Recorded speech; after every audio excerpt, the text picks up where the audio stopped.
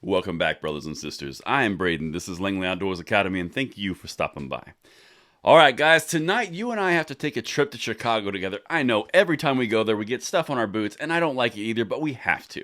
Because tonight, I'm going to bring you an article, kind of a recap of Lori Lightfoot and how she is now begging, pleading for help from the feds to solve the gun problem and the violence problem in Chicago when it's a full gun control zone. Doesn't make a whole lot of sense. And also, since we're hovering around the topic, Merrick Garland already sent all of these feds directly to Chicago already in April and May of this year. So why hasn't that helped?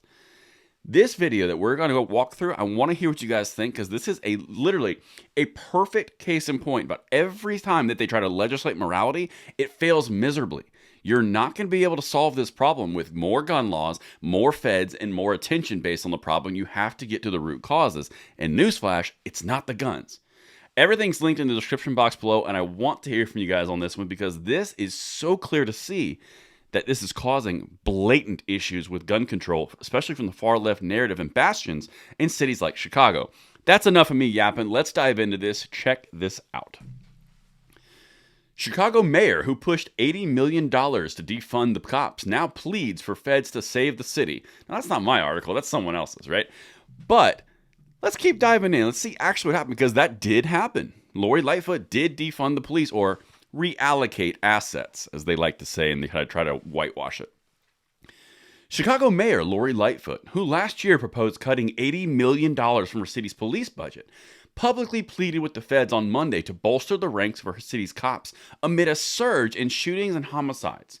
So she defunds the police department there in Chicago. Then she says after the crime spikes and the homicide spike to almost near record levels, she then blames the guns, there's already a gun control environment in Chicago, one of the strictest in the nations, and then says, feds, you're the only thing that can help.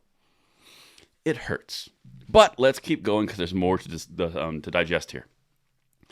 Lightfoot called on Attorney General Merrick Garland to send agents from the Bureau of the Alcohol, Tobacco, and Firearms to the Windy City for a 6-month crackdown on illegal guns. Now, here's the thing. That's already happened. Remember, Biden sent the gun task force to the five major liberal cities. Can't name all the cities off the top of my head. I'll try. I mean, it was Los Angeles, Chicago, Washington, D.C., New York City, and there was one more. I can't remember exactly which one it was, but it was another left city. They've already done this. Why didn't that help? Why didn't the existing gun control laws already help? Because the laws are not the problem. They're not the solution either.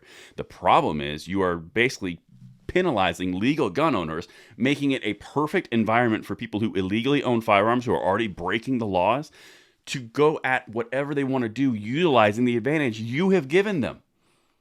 This is not that difficult to understand, and you have to be able to step out of your ideological understanding of life and look at what's actually happening. But let's keep going.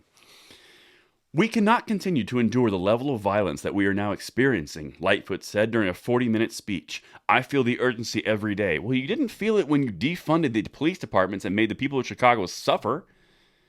This is also a big part of this article is about how she blames guns. It's not in this piece I'm touching on, but it is in the other one linked in the description box below.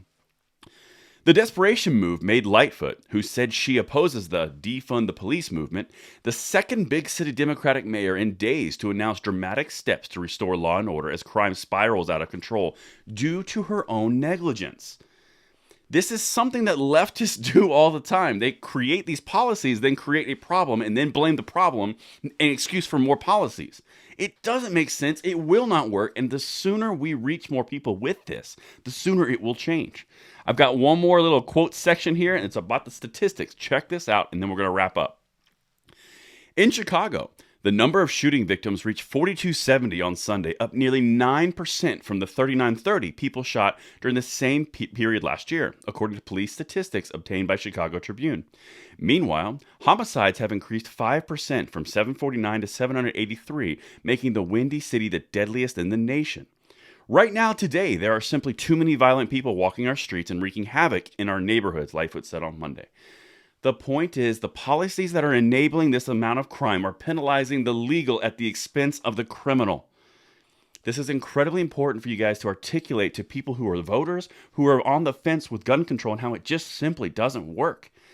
The mayor of Chicago has created these problems, has defunded the solution, and then blamed the problem and tried to get more solution from the feds. When the simple solution right there in front of you is fund the police department that you have in place and stop blaming the system and actually hold people accountable.